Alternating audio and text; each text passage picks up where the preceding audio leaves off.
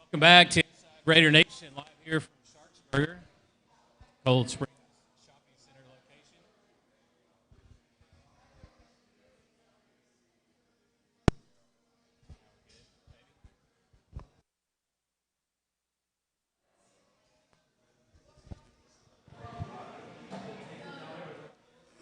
We'll go to this one. Yeah, this one works. Usually a wired mic would work 100% of the time, but Coach, joining me now, and I've waited all season. It's week 9, finally comes to the show. Coach Pleasant, offensive coordinator of the Rouse Raiders, and I'm sure the question is, were you always planning all along to score an average of 42 points a game this season? 49.8, sorry. 49.8. Actually the goal I tell the kids before we go out for every game has been 50 points. Okay. We want to score at least over 30 or 30 plus in the first half, and we want at the end of the night to look at the scoreboard and see 50 plus. So yes, we do. We try that. It's almost like a Barry Switzer quote, isn't it? Let's have 100 on them, boys. That's what he used to say back in the day. Hey, I figured out now, you have to score that many points to win football games. So I said, just don't make it a surprise. Let's go ahead and make that a goal and a standard. Or you have to score that many times because they get called back because of penalties, Yeah. 1 inch over the line. I've never seen that in my life. That's the first time I think I've called football now for 15 years. That's the first time I've seen offsides on the receiving team ever. No doubt. No doubt. And, it's bang, bang. It's like the fumble with Troy on the first play of the game. I'm like, this is a way Rouse wanted to start. And the fumble, and you're like, okay, we have instant replay, and we have the on-field camera. Yeah, we're going to look. And I'm being biased. I'm like, no, he was across the goal line. But Me too, I thought. It was there, and like Coach Mann said, I'm not going to argue because the referee's not going to change it because of us. Of course. I try. Yeah, coaches, that's part of what's built into everybody. But, Coach, one of the things that I think a lot of people take for granted is not just the football stuff, right, the X's and O's and the things like that. There's relationships, and we've talked to many a time with Coach Mann about this, but you have to have that special relationship not only with all the kids on that offense, right, the offensive line, the running backs, receivers, but the quarterback. The relationship between you and your quarterback and Mason, what you guys established last year, and building on that for this year, how well is he in tune with you and kind of what you're thinking? Like, he's almost caught up with you as far as your thought process? Yeah, well, me and Mason, we go about that every day. He's always saying that he's picking my mind and he knows what I'm thinking. But honestly, like, I make comments to him, and we have a thing, you have to think like I think, and I got to think like you think.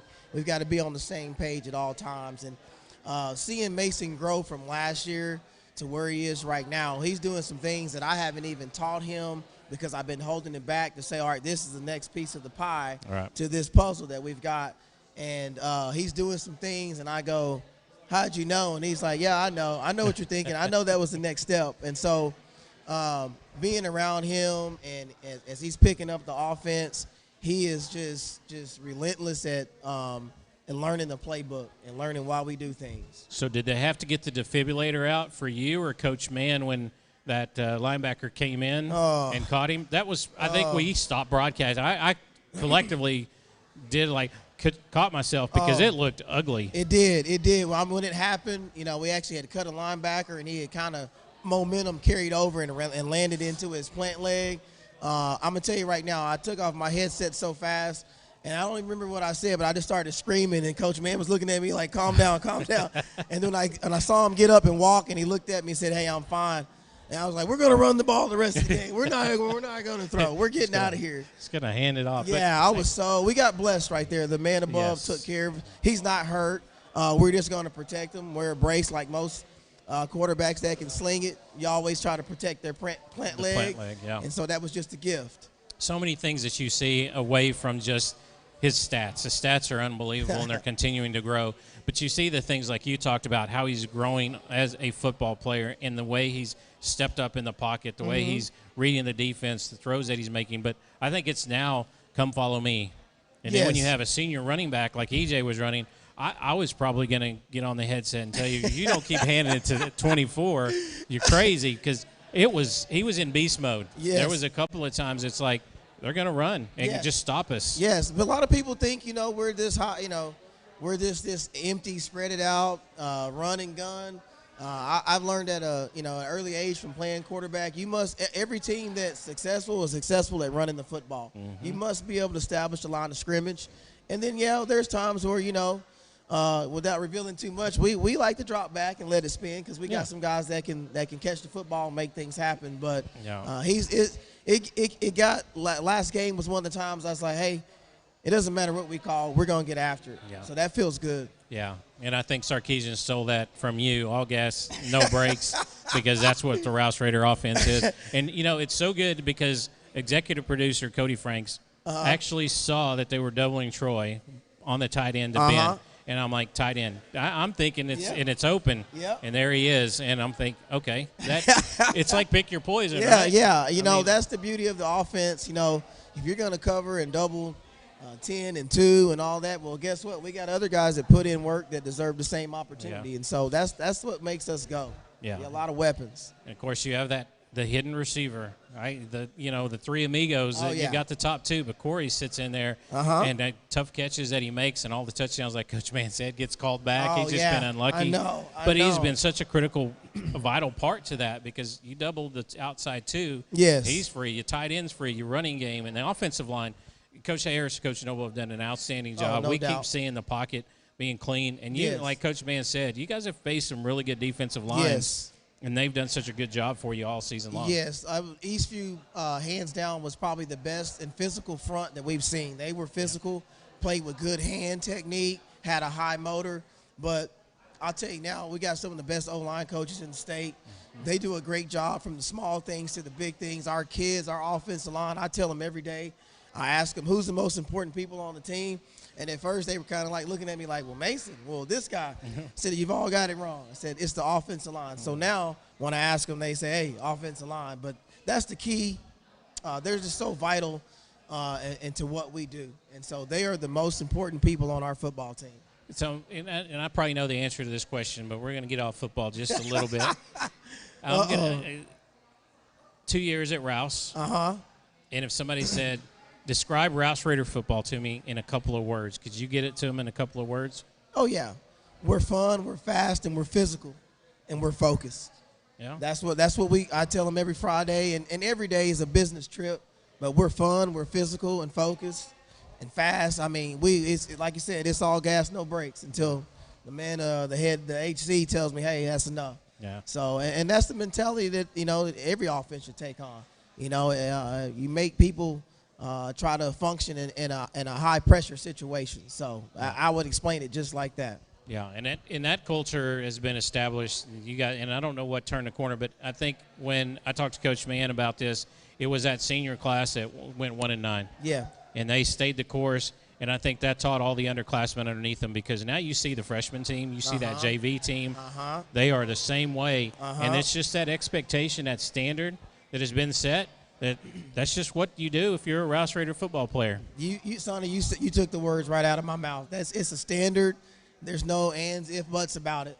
Every level from varsity down to the freshman, that's the way we play football. Yeah. And so they learn at an early age. So when they get to us, we're not taking any steps back. Yeah, and now you get to see them grow, and then it becomes fun, right? Yes, that's the fun part now is watching those guys operate. Yeah, watching some of those the freshmen that are here coming to watch the show, and then pretty soon they're going to be sitting here as seniors, and you talk about that, and you see the linebacking crew that you have, and man, I'm telling you, they still got another year. But there was HH Wrecking Crew, Heinrich and Hode, and Chris Hode went on to UT Permian Basin and was an outstanding linebacker, and then you had Josh Hagan, and Dylan Clough. Yes. Yeah, the guys from last year. Yep. And it's just like we're starting to get that. And you start seeing them play with confidence. That bleeds over into the offense. No doubt. Because the offense is like, okay, defense, if you're going to get a 3 and out, here we go. Give us the ball. I told Coach A, this past week, I'd be sitting there making some adjustments, and I would say maybe 6-7 words, and I saw everybody jumping up and down. I was ducking, and I'm like, they're like, hey, we're up. And I was like, man, another turnover. I was like, all right, so let's go. And they played lights out. Yeah, they did. It's fun watching our defense play. It was really good game for the Rouse Raiders, especially over in Georgetown at Berkel Bach Field. All right, now the tough questions, Coach. Uh-oh. Do you eat ice cream?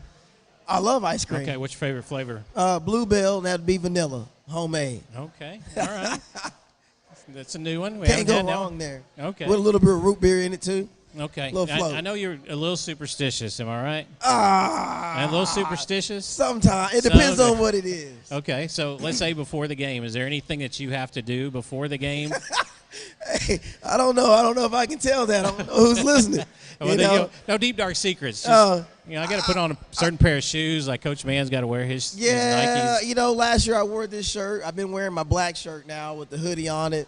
I think the biggest thing I do is I do a word of prayer, and I usually text my mom and dad to say, "Hey, thinking about you," and those are probably the two main things right there. Okay. Yeah, that's Nothing good. crazy.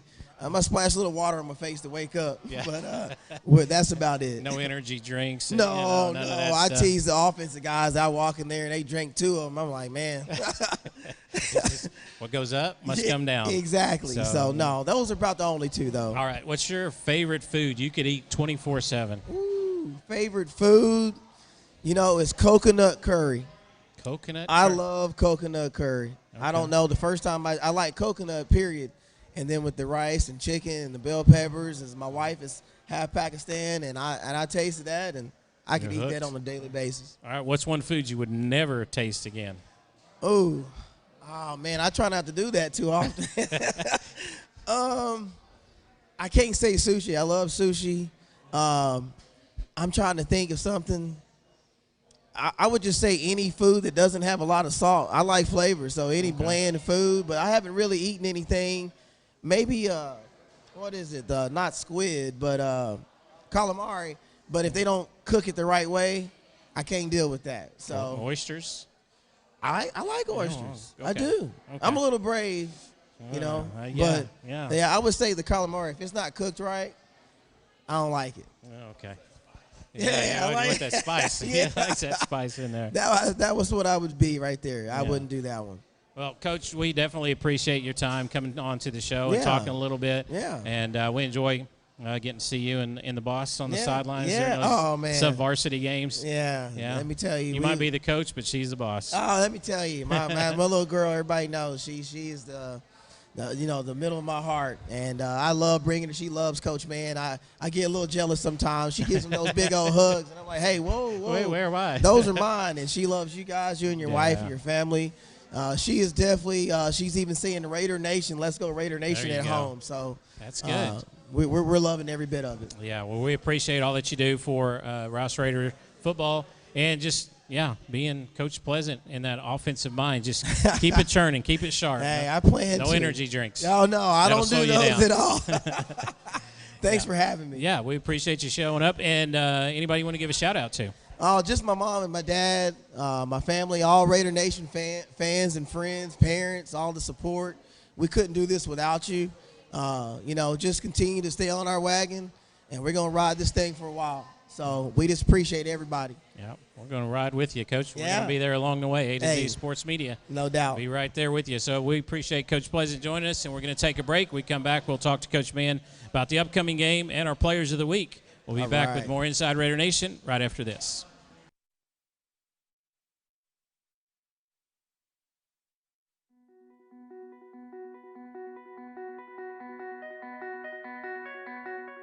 The Crossovers vision is to give kids and adults a chance to find out what they're passionate about and to motivate them to work hard to achieve great things.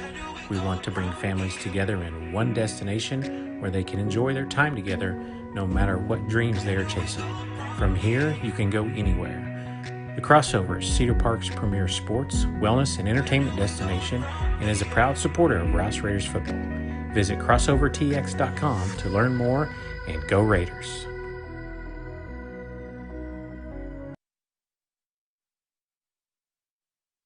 Rudy's Country Store and Barbecue.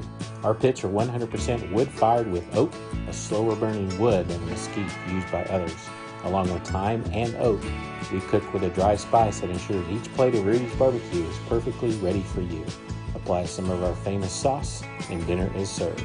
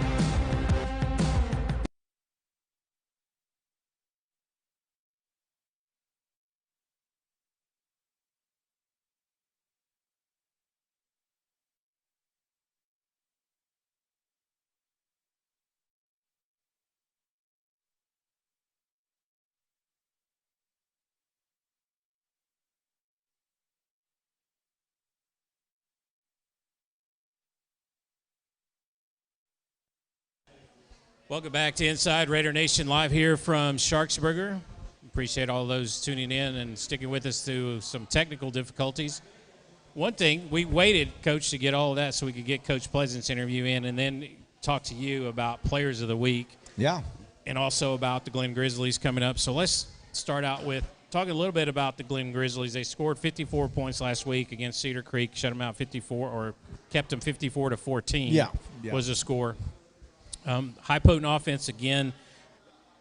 What is going to be the most, I guess, what you look at the most from them from an offensive standpoint that you worry about for your defense? Well, we're averaging 48.9 this year. They're averaging 28.3. Now, they put up some big numbers the last couple of weeks. Right. And then you start looking at those because you don't want to compare scores because games just have different ebbs and flows and styles. And they put up some monster points. A lot of people are putting up lots of points, including ourselves. We all put up in the bottom end of that. Unfortunately, they're giving up lots of points, whoever they play. Yeah. With that said, you kind of look back at the Bastrop games, some of their non-district games. They've evolved. You can tell that they're instituting and implementing their slot T offense, slot T, wing T. There's different debates on which one it is, but and with that, it's such a transition change for them. You can see early in the season where they were kind of going with it to, okay, that's not quite where we want to be. And you've seen an adjustment from the bye week to the first game against Brenham, which they played Brenham really close. It was a 23-24-7 game, but it was closer than that for a lot of the game. And they start finding their identity. And so they've been getting better with that identity over the last couple weeks. When you're playing a team that runs a slot team, everybody thinks Liberty Hill. Mm-hmm. Obviously, they're the master of it, and maybe the state of Texas. It's not that offense. It's similar. They have some of the same concept, but it's a different philosophy on it. Liberty Hill's running it because they're not as big up front. They got good backs, and it's a lot of misdirection, a lot of different combinations of different traps, different bucks, different G's. I mean, it's a lot of eye candy with the ball, and it can be really and they're out of the huddle tempo super fast. Glen's a little more slower out of the huddle. They still want to get out quick and get down and snap it, but it's not near the tempo. And just because they're implementing, they're going to probably get there soon. They're a lot bigger up front than what a Liberty Hill is, but they don't pull us fast. Right. So sometimes that's a good thing for us, sometimes a bad thing because you lose where the puller went, and it kind of gets a wad of bodies, and all of a sudden they pop one on you. Yeah. And now what they are exceptional at is their backfield is really dangerous. It's been a hodgepodge of different guys at different times and spots, but the last couple weeks they've kind of nailed it down. They've got the senior that's doing really well. He's returning this year, playing well. The quarterback's starting to figure out, and then they have a freshman running back that's about 6 foot, close to 200 pounds. I've watched him play with Judson through the middle school time. He reminds me of a version of Cannon, maybe just a little thicker than Cannon.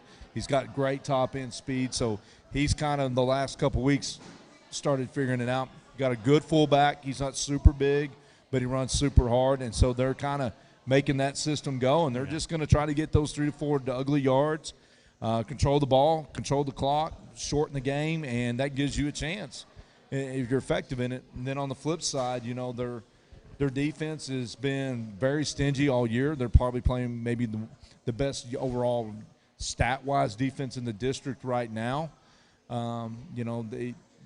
They struggled early with some opponents, but those opponents are different than what we played, so we'll see how it goes. But, I think, last year they had a unique style. They were kind of the first ones to come out and say, dare you to run the ball and beat us, and we did that.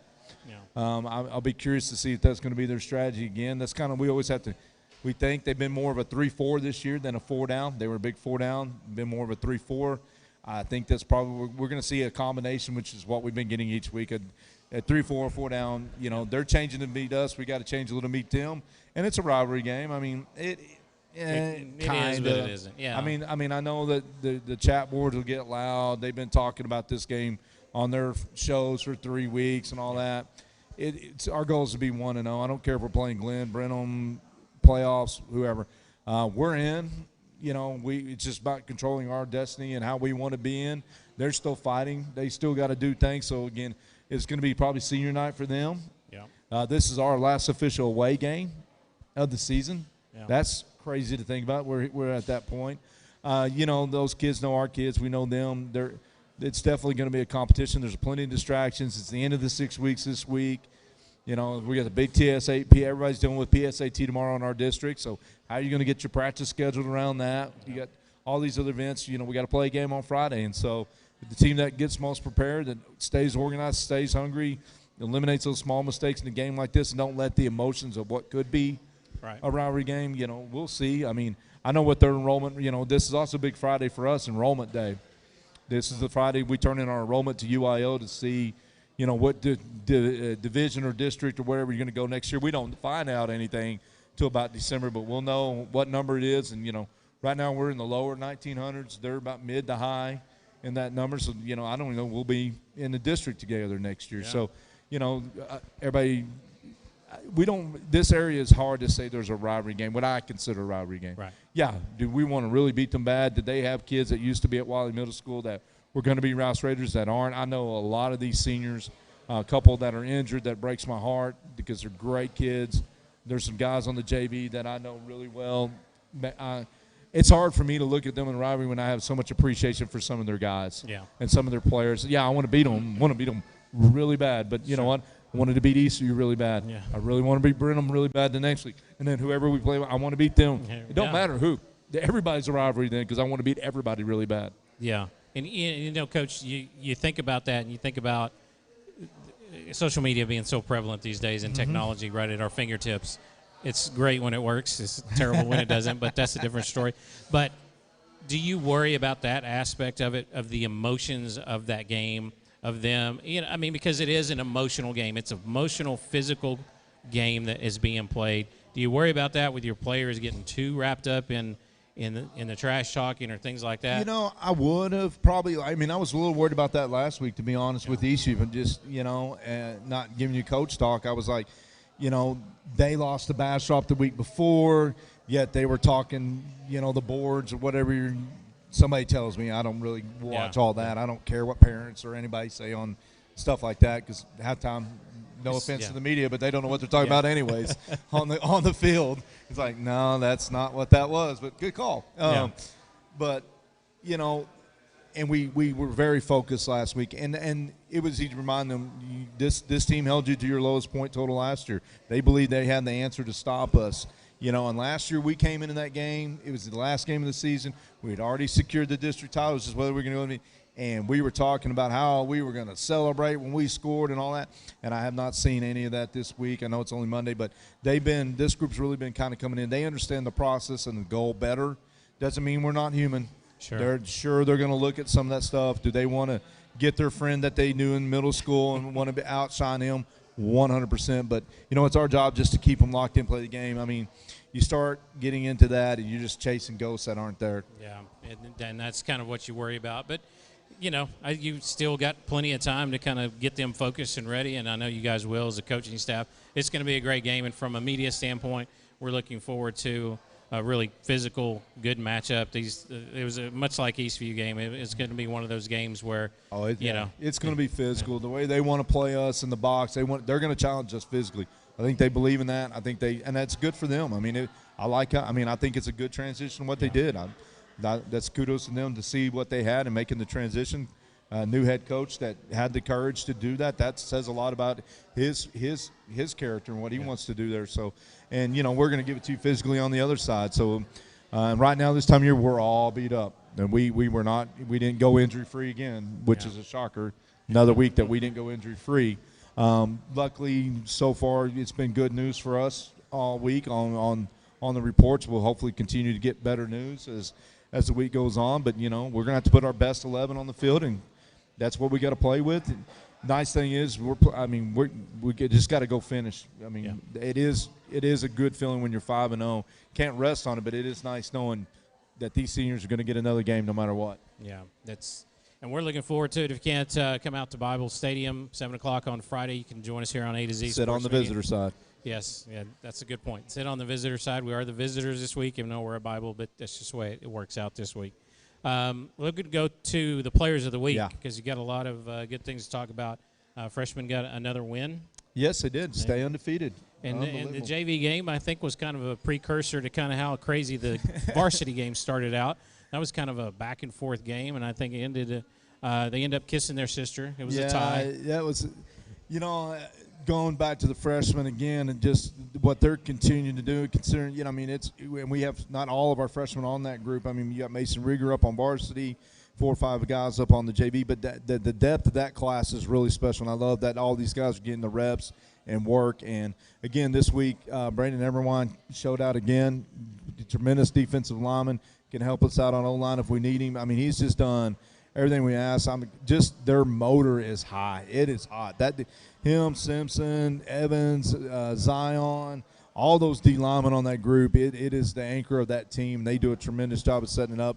So I was really proud of him again, leading the way. Preston Welton. Preston is just – man, he is just growing so much each week in the level of play. The game is slowing down for him on JV, which is so exciting for us. When it starts slowing down and you see them playing like he's getting ready for Friday, I no doubt when we get in the playoffs that Preston's one of those guys that's going to come up and contribute. Yeah. He will be on. He did the other night when we moved him up with the Cedar Creek game in special teams. He'll be able to factor in. He's going to be a heck of a football player. I think he might end up being better than that other one. Which I called him Austin for a couple of times, but it's Austin. And then Zach defensively, I mean, he is just turning out game after game. It's almost the bar is getting so high for him. What is a good game anymore? Because he just keeps resetting it every time. And you can see, talk about the game slowing down from week 1 to now, how he's diagnosing, how he's seeing the game, how he's fitting the angles. We might have been a little wide earlier. Now it's really tight and clean, just working off the bodies. It's fun to watch linebacker play when that's happening, and it's special. And he's having a special season just overall. And the amount of work he puts in off, it's pretty cool to see. Yeah, and I got so used to calling his number that even when Nico would get the tackle, I just saw the 3 and assumed that it was he Zach don't mind. again. He said, "Give me some more tackles." Good thing we're not going off of my stats, but that's a different story. So defense players of the week, and then we're going to move to Cody's got up for us on the offensive side. Yeah, you talked the workhorse at the top, EJ Moore. Yeah, we had him unofficially for 21 carries, and I could have been off by 1 or 2. I think it was 24. I think, but I'm not sure. It was in beast mode. And then that other kid there. Carter May, the freshman. Yeah, Carter May. Quarterback for the freshman team, really coming on. I mean, we split them early, and you could have flipped a coin, and it just would just keep them where they're at because they're progressing. And he's really doing – I'm watching – and I was talking to Coach Pleasant about that. I mean, we're scoring in the 30-plus on our freshmen pretty much weekly. Our JV's putting up numbers like that weekly. Our varsity's putting up there. The system's working because it's 3 different teams. Yeah. I mean, what we have on varsity, very special. But then you look at the JV, where we don't really have a running back in there that can unload the box, so we have to call the JV game a little different. And then on the freshmen, it's kind of a balanced mix where we've got a good running back. The receivers are different. We don't have that necessarily big Jalen type outside, but they're all quick, they're all athletic, they're all rangy, and Carter's doing a good job of balancing that, and that O-line is nasty up front. But, yeah, I really proud of him. And, Judson had a good game again. He ended up with 3 touchdowns. I told Zach I didn't even know who got these. I was really waiting to see. He's like, who got overall? And I'm like, I'd be honest, I haven't even seen what the coaches picked yet to put it out this week. But, yeah, he had the 2 – we had 2 wide open ones really well, but then he had the big long run there, and that JV group battled hard. I was really proud of them. I was happy because Eastview kind of celebrated like they won, and we were mad we tied. Yeah. That's where you know you're going somewhere special. Yeah, exactly. And I noticed that when you were talking to them after the game a little bit. Yeah. They weren't too happy. That's always a good sign. Overall player of the week, we'll talk about those guys, and again, starting with the freshmen, Noah is one of those receivers. Not the biggest guy yet, but I'm telling you, he's so athletic. He catches the ball really well, adjusting in space. Like, we threw a post to him in the game, and, usually the post, you're going to be out in front and leading him. And the guy was kind of in a good position, and Carter threw him behind, and he twists back to get it, and it was like, wow. And then he had to come in and play outside linebacker for us because one of our players didn't make it through the game. And, he did a tremendous job there. I mean, it's just you ask Noah to do something, Noah just does it. So really proud of the way he does. Same with Xavier Bell. Yes. We moved him to offensive tackle that week just to give us a little bit better chance to run the ball. We ran the ball well with Jay Ton, and part of that credit was Xavier Bell. He's playing that. He'll go play D-line. Ask him to play outside linebacker. He'll go play outside linebacker. If I ask him to run down on kickoff, he runs. He's just a kid that's out there running around having a blast, and it's just fun to see him doing that. And then Jacob DeLeon, it made almost every tackle on special teams. Gets us lined up on punt every time. He also, caused the 3 huge fumbles. I mean, the way he fit down in that box. And he had 45 sometimes. The guy, he was solo on him to tackle 45, and he ain't small. Yeah, that's a big old dude. And he got him down a couple of times, and that was no small task. So he had a really deflection, too, that he actually, the 45, the tight end actually caught there. So, I mean, he was there in coverage. But, yeah, what a tall task. And, I mean, I had no I guess no question that there was going to be a defensive guy as the overall player. It was just a matter of who, and we don't get to pick, but, next is, I believe, our Special Forces Players of the Week. And I know this one on the offense, Alex Zazansky, that onside, as you said earlier when we were talking about the highlights, if he catches that in stride and doesn't trip, I think he's to the house and it breaks their back. And then that was a big play, and obviously that's one reason why I got. But he got our snap. The snaps were hot and high. Yes. And he got every snap down. And there was 2. I was like, wow. Yeah. Wow, what a tremendous job. And it's such a small task, but it's maybe the biggest play in the game. Mm-hmm. Especially like that early. It's 3-0. I mean, go to up 10-0. You're up 2 scores, and we were able to keep those extra points all game long, where they had to start chasing for 2. And it just gave us the advantage. And you just think, well, that's automatic. You should do that. This isn't college where you have a holder that just holds the entire practice. I mean, he's got to go. He's got to get his reps at quarterback just in case something happens. He's got to go get his reps at receiver. And we got to tell him to get holds. And we take periods that he just goes and holds, and he doesn't ever complain. And he's smiling. His growth this year has been amazing. I'm really proud of Alex. Yeah, and then, of course, you got that kicker, the other line's brother, Connor, down at the freshman level. Yep. Does a great job. And, that's not easy at the freshman level to find somebody with, that ability. No, there's teams that just go for 2 every time because they don't have a kicker. They can't protect it. They can't snap it. They can't hold it. They can't. And we execute that really well at all 3 levels. And then, of course, the Rocket. My gosh. He was so vital, I think, in the kickoff returns. Kickoff, punt returns. He was a contender for the overall player of the week as well because he had a tremendous game. Some big key catches, coming back to the ball, some big runs. He played really well, and I've been proud of him. He's, again, that kid that's a tweener. Unfortunately, just a lot of seniors in front of him and of course, some dudes. And he's just waiting his time to have that opportunity to shine, and it'll come for him. Well, I'm really proud of him. Yeah, he's shining. He made that that's what sideline catch. He should look like that on the JV, and I'm proud because he is looking like that with that group. And then our Sports Med Teacher of the Week and Scout Team Player of the Week, Tyler Evans, Scout Team Player of the Week. That's a freshman. That is freshman. His job was to be 45 in a lot of our practice, and did a great job lining up because, he's mainly an offensive tackle. He also came in and played linebacker for us and did a good job.